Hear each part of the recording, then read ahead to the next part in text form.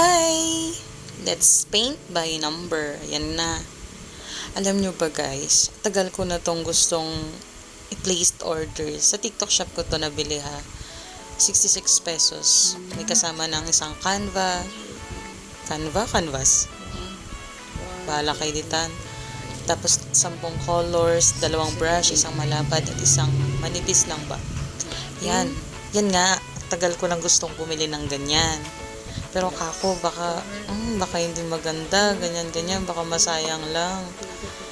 At yun nga, at nagkapera naman, konti, kaya, alam mo, malaking bagay na din yung 66 pesos ha. Yan, at nag-check out nga ako, dalawa, trinay ko, at in fairness, ang ganda guys. Yan, at nagpapakahirap. First time ko tong gawin. First time kong mag-painting by number. Akala ko madali lang kasi may susundon ka naman.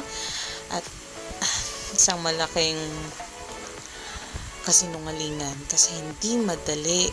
Kasi every detail, yung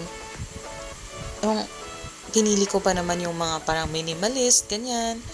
Akala ko mas madali kasi mas konti yung ano. Pero girl, yun pala ang pinakamahirap gawin. Kasi every detail mapapansin mo eh. Kaya, ingat na ingat ako dyan. Ang laki pa naman ng mga kamay ko. Yan o. Oh. Grabe. At ang liit lang ng brush.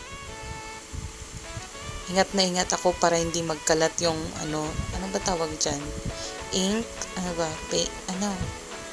Basta ganyan. Oh, ingat na ingat ako para hindi ko makalat kasi ang hirap nang tanggalin once na ayan na dyan kamukay ditan. Yan ang itsura. At mind you, 3 hours ko siyang ginawa at hindi naman ako nagsisi sa resulta. Ang ganda, diba? Bye!